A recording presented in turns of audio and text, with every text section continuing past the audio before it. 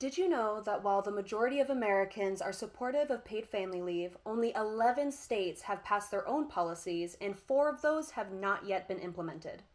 Today, my purpose is to persuade you to support paid family leave programs for new parents. I care about this topic, so I have researched it extensively to give you accurate and current information. Whether you are a lawmaker or a concerned citizen, the common factor that unites us is our investment in America's future.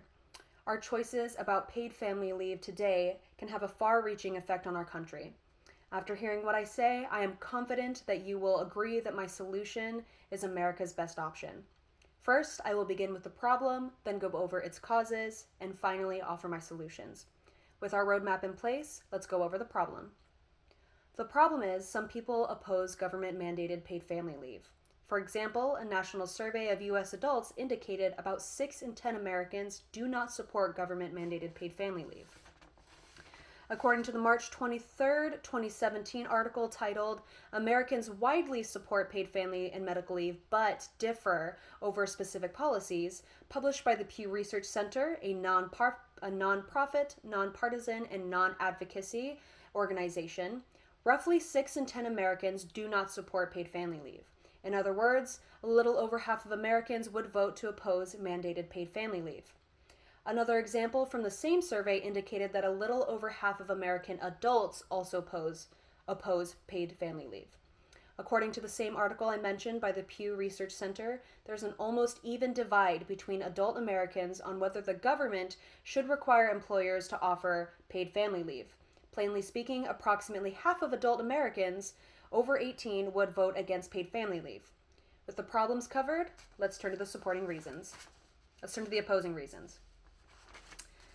People oppose a government-mandated paid family leave program for 2 primary reasons. The first reason comes from believing the policy negatively impacts small businesses.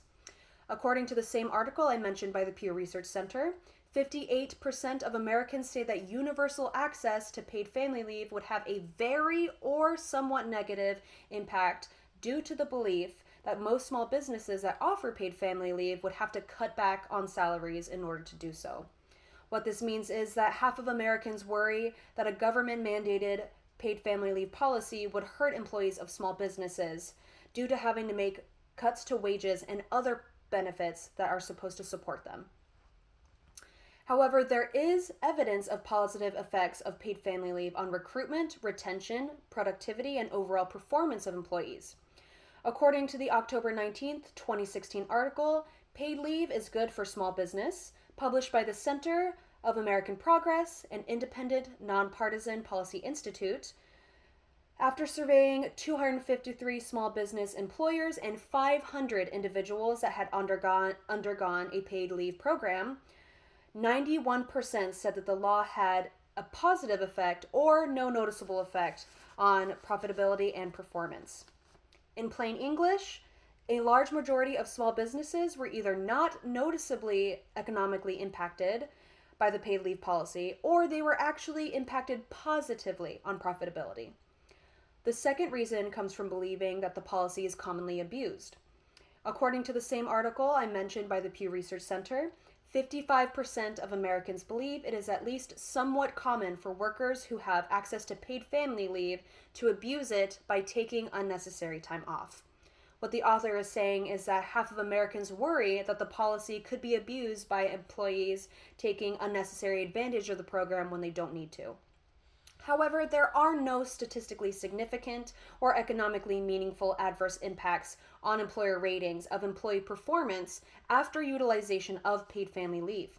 According to the September 25, 2023 article titled, "Getting the Job Done: How Paid Family Leave Impacts Employers," published by the Columbia Business School, a private research university that is one of 6 Ivy League business schools, a survey that was conducted both 2 years before and after a paid family leave policy went into effect, there was a noticeable increase in employees taking leave, especially in firms with fewer than 50 employees. However, employers were not negatively affected. In other words, there was no meaningful negative effects on how employers rate employee performance and attendance. With opposing reasons covered, let's turn to my solutions. My solution to support mandatory paid family leave offers two primary benefits. The first benefit is small businesses are able to attract the same talent as larger companies who offer similar leave benefits. According to the article I mentioned earlier by the Center of American Progress, a national social insurance program would level the field for smaller companies that might not be able to offer the same type of benefits. And therefore, they would be able to attract the same talents as their larger counterparts. What the author is saying is that small businesses express a desire to provide the benefit to employees, but are unable to do so on their own. A government-funded and mandated paid family leave program would help them give the same incentive to apply to their businesses as larger, more established companies do. The second benefit is employers having an easier time to manage employer absences with paid family leave in effect. According to the April 12, 2021 article, study finds that paid family leave does not hurt employers, published by the Stanford Institute for Economic Policy Research, an organization dedicated to understanding the economic challenges, opportunities, and policies affecting people in the United States and around the world. A study found that employers with less than 50 employees did not easily see an increase in workers taking leave, and businesses actually found it easier to manage leaves of absences for 2 weeks or longer. In plain English, paid family leave is planned and approved, so it actually makes it easier for small businesses to plan and schedule around absences. In conclusion, there are many reasons to support paid family leave. Let's review what we learned today. First, we learned the problem is some people oppose government-mandated paid family leave, as evidenced by a national survey of U.S. adults indicated about 6 in 10 Americans do not support government-mandated paid family leave, and another example from the same survey indicated that a little over half of American adults oppose paid family leave. Next, we learned that people oppose government-mandated paid family leave for 2 reasons, including believing the policy negatively impacts small businesses, and from believing the policy is commonly abused. However, we now know that there is evidence of positive effects of paid family leave on recruitment, retention, productivity, and overall performance, as well as no statistically significant or economically meaningful adverse impacts on employer ratings of employee performance after utilization of paid family leave policies.